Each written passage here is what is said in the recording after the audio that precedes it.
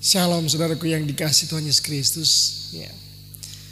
Pada kesempatan ini saya berharap semua kita yang ada di rumah, dimanapun saudara dan berada, saya tetap berharap bahwa kita semua dalam keadaan yang sehat. Ya.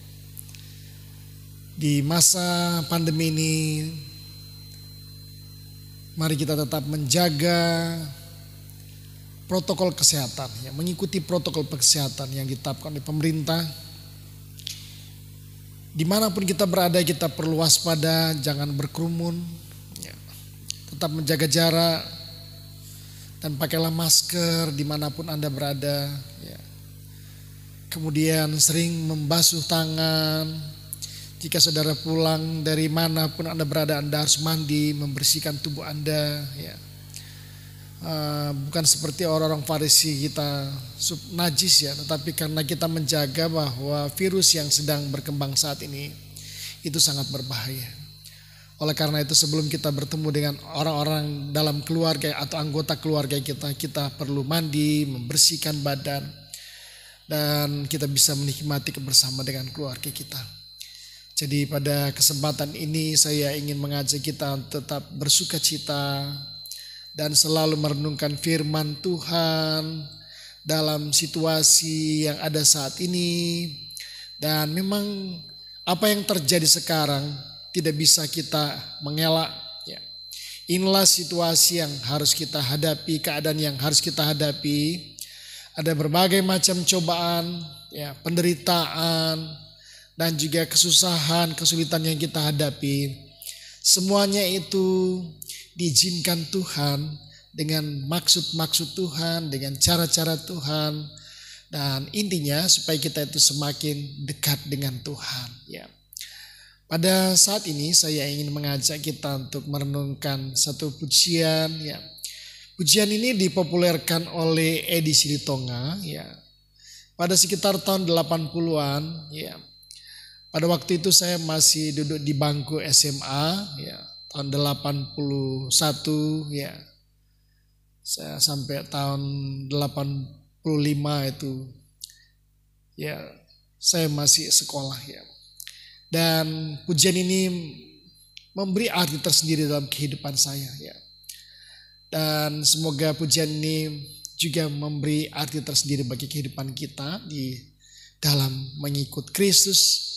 Ada banyak cobaan, ada banyak saat-saat yang menekan kehidupan kita, tapi biarlah kita mencari apa arti di balik semua yang kita hadapi itu, ya. Biarlah pujian ini memberkati saya dan saudara, ya. Selamat mendengarkan.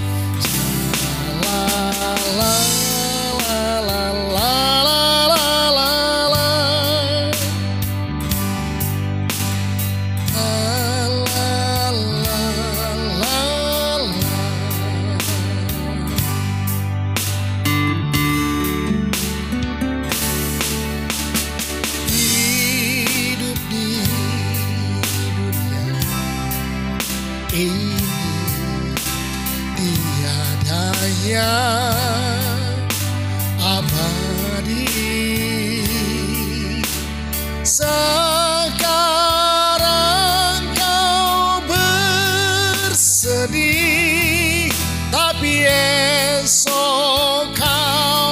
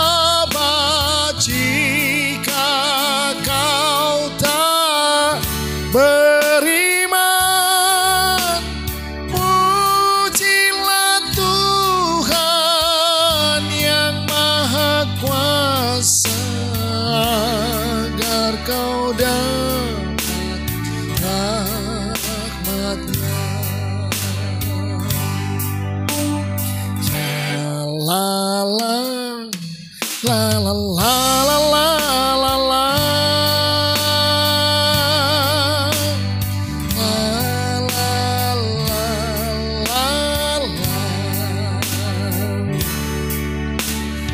Hidup di dunia tiada yang abadi. Sekarang kau bersedih, tapi esok kau kan berseri.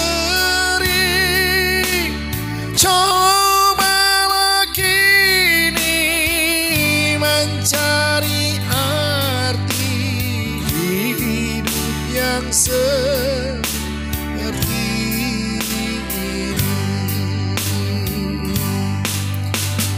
Cobalah kini mencari arti hidup yang seperti ini.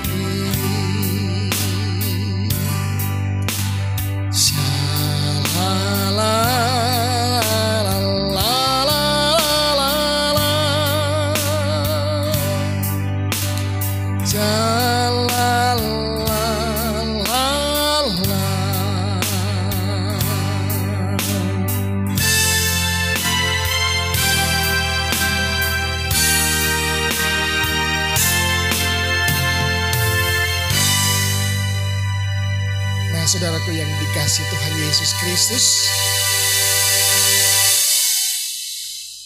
itulah kenyataan hidup yang kita hadapi di dalam dunia ini ya. Dunia ini sesungguhnya bukanlah tempat tinggal kita selama-lamanya. Dunia ini hanyalah tempat persinggahan saya dan saudara. Alkitab menjelaskan tentang kehidupan kita dalam dunia ini. Kalau hidup kita ini adalah sebuah kepercayaan. Artinya selama kita dipercayakan hidup dalam dunia ini, pergunakanlah kepercayaan Allah. Jangan sampai kita menjadi orang-orang Kristen, anak-anak Tuhan yang tidak dapat dipercaya. Selama kita dipercayakan hidup dalam dunia ini, jadilah orang-orang yang dapat dipercaya. Dimanapun kita berada. Kalau Tuhan masih mempercayakan kita hidup dalam dunia ini, kita harus menjaga kepercayaan Tuhan bagi setiap kehidupan kita. Dan yang kedua, hidup ini adalah sebuah ujian. Kalau kita hidup dalam dunia ini, jangan pernah saudara berpikir untuk saudara tidak akan menghadapi ujian. Ujian itu adalah bagian dari kehidupan kita sebagai anak-anak Tuhan. Dalam 1 Petrus pasal yang pertama itu menjelaskan, kalau ujian terhadap imanmu itu akan menghasilkan ketekunan. Dan kita itu akan disempurnakan seperti emas yang dilebur dalam perapian. Dan akan terlihat kualitas hidup kita apakah seperti emas. Jadi kalau kita hidup dalam dunia ini, jangan pernah saudara berpikir kapan saya tidak akan menghadapi ujian. Karena ujian hidup itu adalah bagian dari kehidupan saya dan saudara. Selama kita hidup dalam dunia ini, kita akan terus menghadapi ujian hidup. Sampai kita dipanggil Tuhan. Sampai masa usia lanjut kita. Jadi jangan berpikir, oh nanti saya kalau sudah tua saya tidak akan menghadapi ujian. Selama saya dan saudara hidup, ujian itu akan menjadi bagian dari kehidupan saya dan saudara. Oleh karena itu setiap kali kita menghadapi ujian kita harus naik kelas. Harus naik tingkat. Iman kita harus bertambah-tambah. Bukannya justru setelah melewati ujian kita malah turun. Tapi biarlah ujian hidup itu akan semakin meningkatkan iman saya dan saudara. Bukannya justru membuat iman kita turun. Jadi setiap ujian yang terjadi dalam kehidupan kita, Tuhan punya maksud supaya iman kita itu semakin hari semakin sempurna. Karena Tuhan mau mencari iman anak-anak Tuhan yang berkualitas dan yang sempurna. Ya. Dan yang ketiga, hidup ini adalah pertanggungjawaban. Ya. Jadi kalau kita hidup dalam dunia ini, kita harus mempertanggungjawabkan semua hidup saya dan saudara. Ya. Jadi apa-apa yang ada dalam kehidupan kita itu harus dipertanggungjawabkan dengan sungguh-sungguh di hadapan Tuhan. Jadi apa yang diberikan kepada kita, ya kita hadapi dengan penuh tanggung jawab. Ya, jangan sekedar kita melakukan sesuatu itu tanpa tanggung jawab. Saudara dan saya diberi kepercayaan oleh Tuhan sebagai suami. Ya, bertanggung jawablah terhadap istri dan anak-anakmu. Ya, saya dan saudara diberi anak oleh Tuhan. Kita harus bertanggung jawab memelihara anak-anak kita di hadapan Tuhan. Membesarkan mereka. Bertanggung jawab membimbing iman mereka. Ya, itu tanggung jawab kita. Makanya kalau kita sebagai suami, itu kita disebut sebagai imam. Ya. Jadi imam itu berarti harus membimbing atau menjadi pengantar antara keluarga itu dengan Allah. Ya. Apapun yang dipercayakan kepada kita, itu kita harus lakukan dengan penuh tanggung jawab. Di gereja saudara diberi tanggung jawab pelayanan, lakukan itu dengan penuh tanggung jawab. Jangan aras-arasan kalau diberi tanggung jawab. Ya. Saudara disuruh oleh Tuhan untuk apapun, saudara lakukan dengan penuh tanggung jawab. Ya. Dalam Kolose pasal 3 ayat 23 berkata, ya, apapun juga yang Tuhan yang engkau kerjakan, lakukanlah itu seolah-olah untuk Tuhan dan bukan untuk manusia. Jadi selama kita hidup dalam dunia ini, hidup ini adalah sebuah tanggung jawab. Ya. Karena Tuhan memberikan kepercayaan buat kita. Tuhan mengizinkan banyak tujuan ujian bagi kita. Dan semuanya itu akan kita pertanggungjawabkan di hadapan Tuhan. Biarlah renungan sore hari dan pujian ini akan memberkati saya dan saudara. Selamat menjalani kehidupan bersama Tuhan. Karena bersama Yesus kita akan cakap menghadapi segala perkara dalam hidup ini. Tuhan Yesus memberkati kita semuanya pada sore atau saat ini. Haleluya. Tuhan Yesus memberkati. Shalom.